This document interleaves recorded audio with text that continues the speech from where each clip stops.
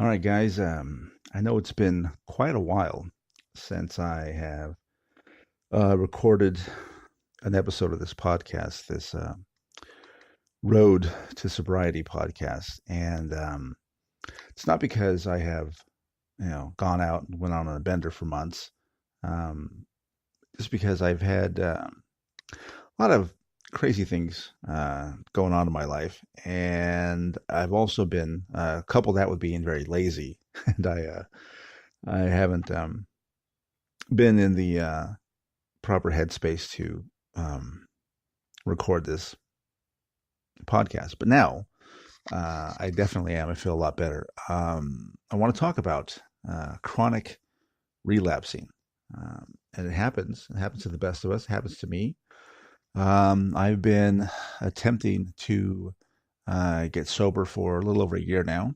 I obviously do not have a year. I actually have 90 days today, as a matter of fact, January 22nd, 2019. And yeah, so I've gotten 90 days quite a few times before. I've gotten 4 months, 120 days once, right in the very beginning. And every time around the 90-day mark, I started getting a little antsy and thinking, maybe I'm doing this wrong, or, I've got 3 months of sobriety. I deserve a drink, because I've proved to myself that I can do it. And maybe I'm not an alcoholic after all. And of course, um, once you go out, once you have those first couple of drinks, you realize, damn, I just screwed up. I just threw away 3 months or 4 months or 1 month or 1 week, whatever the case may be. And soon realized that you know I cannot control my drinking for very long. Maybe able to do it for a day or two, or maybe a week, but after that, it's all downhill. So the reason I'm bringing up this chronic relapse is because I've had a lot of people around me really struggle with staying sober. I was at a meeting the other night, and this lady who I've seen ever since I got into the program, and she's been gone for a while, and she came back in and said, I got 10 days now, and I had all this issues, and the last time I drank, I blacked out. I missed, I lost a whole day. I didn't realize what was going on until the next day. And I checked, and I had, she had taken a lift to go get more booze and all this stuff. So that was kind of a wake up call for me. I also have a very good friend of mine in the program who is going through a lot with his marriage, going through a lot with the program, work, and all that stuff. And he's been struggling to put a few days together. And I've been talking to him. He's been confiding in me, and I've been trying to help as much as possible. And I don't want to bring up these stories to wag my finger at them, or point them out and say, oh, they're not doing it right. This whole experience over the last couple of days with this has really forced me to look at my own relapses and where I went wrong, and what I'm doing now.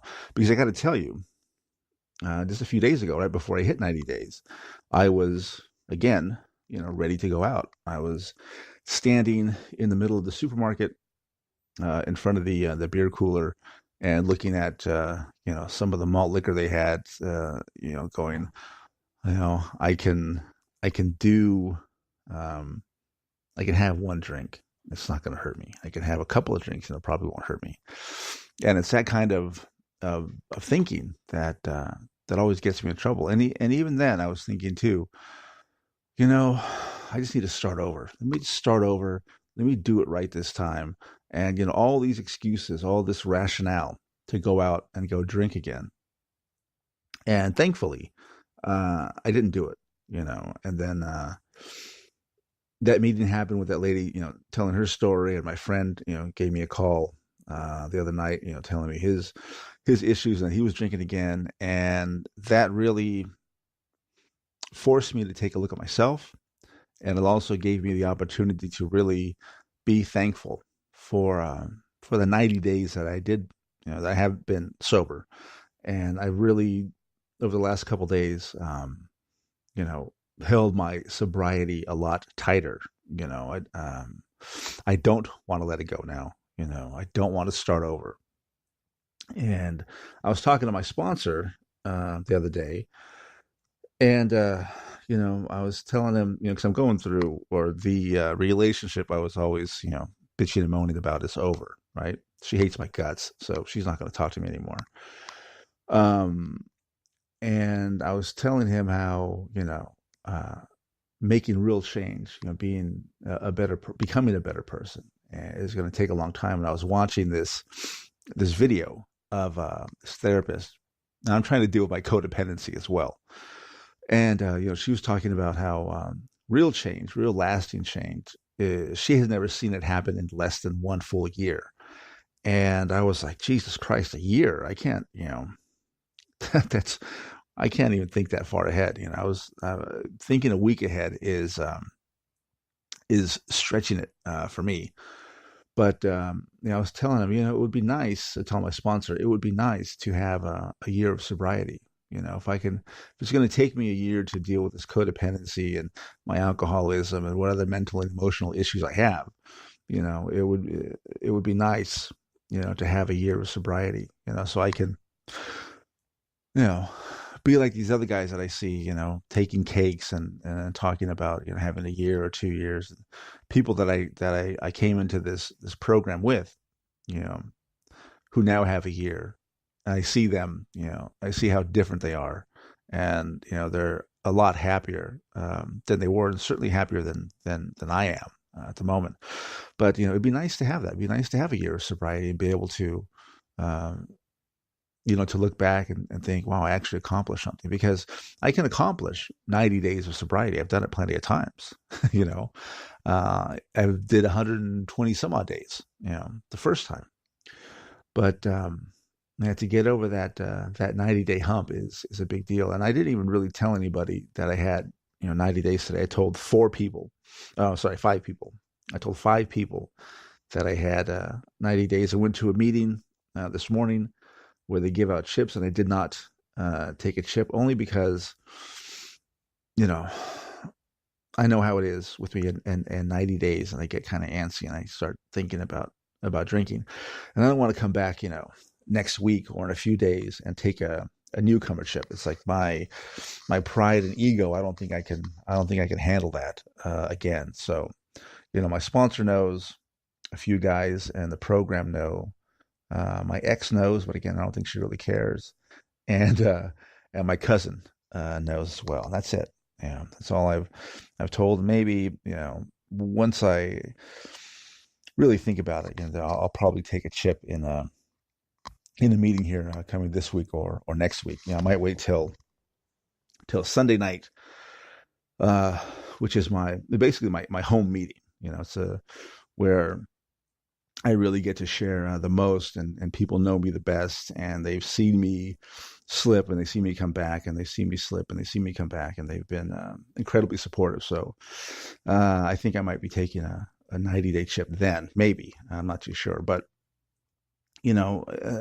the more I think about this, the more I realize that, you have to be really, really vigilant, because I've been through, deaths in the family. I've been through numerous breakups. I've been through, some really trying situations, and I haven't drank, during those times. But it's been the little things that set me off. It'd just be, whatever it might be. I always, joke that, I'll, my shoelace will break and I'll wind up going out.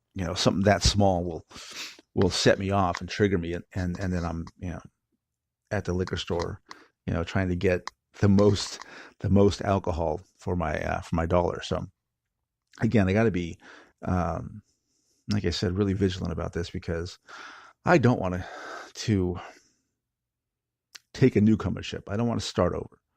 I want to keep this going. I want to get that year. And the only way, and I hate to be the guy to say this, but the only way you're going to get a year is one day at a time. And I always hate when I hear that at meetings, you only have 24 hours. And some of the old timers who have, 20 or 30 years of sobriety will say, well, I've only got as much sobriety. I have the same amount of sobriety as the newcomer. Just today, I could go out after this meeting and take a drink. So I only have, and we all have the same amount of sobriety.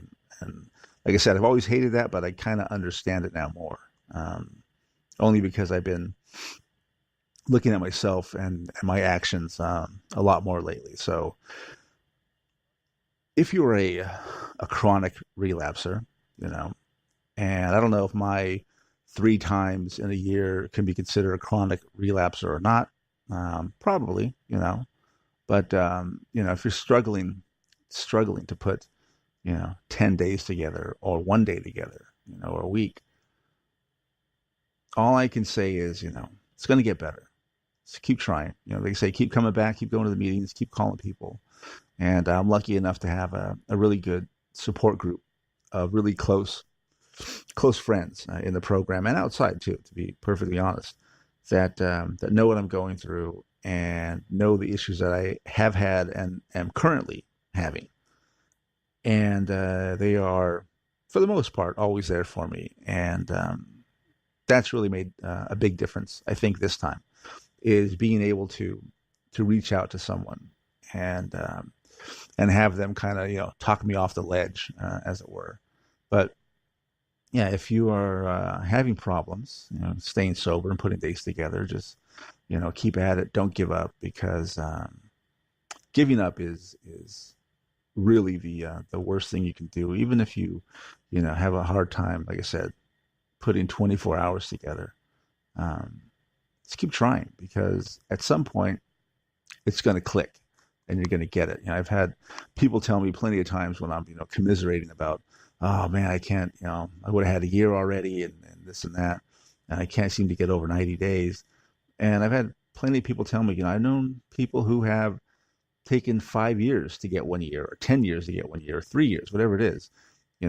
Sometimes it takes a while for people to get it. And I think I'm just one of those people who it's going to take some time to get. Hopefully I get it this time and it sticks. And yeah, it actually feels good right now to have 90 days. And the last couple times I've had 90 days of sobriety, it did not feel good. I felt, kind of deflated, a little disappointed, and I think that's what led to my going out. So 90 days today. I'm happy. I feel better, and hopefully we can, we'll get to 120, and then 150 and 180 and all that until we get to 365 days of continuous sobriety. So that is all I have for today. Again, if you're going through it, don't give up.